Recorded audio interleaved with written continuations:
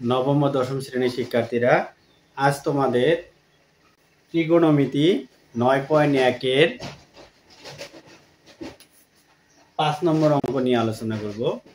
দেখো 5 নম্বর অঙ্কে দেয়া আছে ত্রিভুজ এবিসি সমকোণী ত্রিভুজের বি কোণটি সমকোণ tan a সমান √3 হলে √3 sin a cos a = 4 প্রমাণ করতে বলছে। তো আমরা প্রথমে চিত্র অঙ্কন করব। তো এবিসি সমকোণী ত্রিভুজ, তো আমরা প্রথমে সমকোণী ত্রিভুজ আঁক করব। সমকোণী ত্রিভুজের বি কোণটি সমকোণ, তাহলে আমাদের এই সমকোণী ত্রিভুজের এই কোণটি যেহেতু সমকোণ, এই জায়গায় এই যে আমাদের বি কোণটি সমকোণ বলছে, এই জন্য এই সমকোণের জায়গায় বি কোণ দিব। তো এবিসি ত্রিভুজের বি কোণটি যদি এইটা হয় তাহলে থাকে আর এসি, তাহলে আমরা দিব এসি।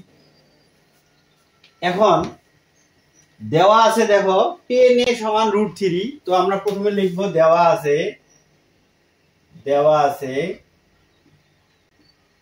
tan a = √3। তাহলে দেখো এখানে √3 সংখ্যাটি লব আর নিচে হর মনে মনে 1 আছে। লব √3 আর লব √3 আর হর মনে মনে 1 আছে।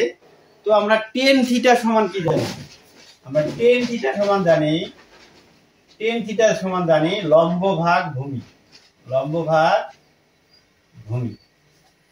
আমরা জানি tan থিটা সমান লম্ব ভাগ ভূমি। তো এখানে দেয়া আছে tan a সমান √3। তাহলে দেখো tan এর সাথে a দেওয়া আছে, তাহলে আমরা চিত্রে দেখো a আছে এইখানে। তাহলে যেহেতু কোণ a এইটা, তাহলে আমাদের লম্ব হবে BC, অতিভুজ হলো AC এবং লম্ব হবে AB। তাহলে দেখো tan a সমান লম্ব যদি BC হয়, তাহলে tan a সমান লম্ব ভাগ ভূমি, তাহলে লম্ব হলো আমার BC এবং ভূমি হলো AB। তাহলে লম্ব যদি BC হয়, তাহলে লম্বর মান হলো √3 এবং ভূমির মান হলো 1। তাহলে দেখো লম্বের মান হলো √3 আর ভূমির মান হলো 1। তাহলে আমাদের মান নাই কার?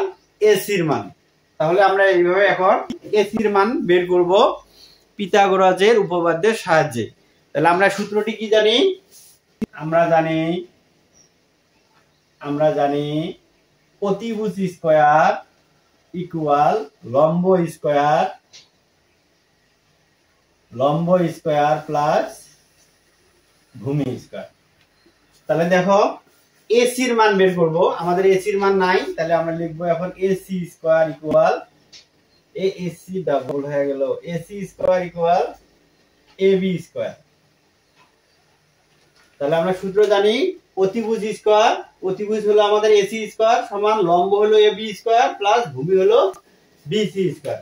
তাহলে দেখো এবির মান হলো 1, তার উপরে স্কয়ার হোল স্কয়ার, বিসির মান হলো √3 তার উপরে হোল স্কয়ার। তাহলে এসি স্কয়ার ইকুয়াল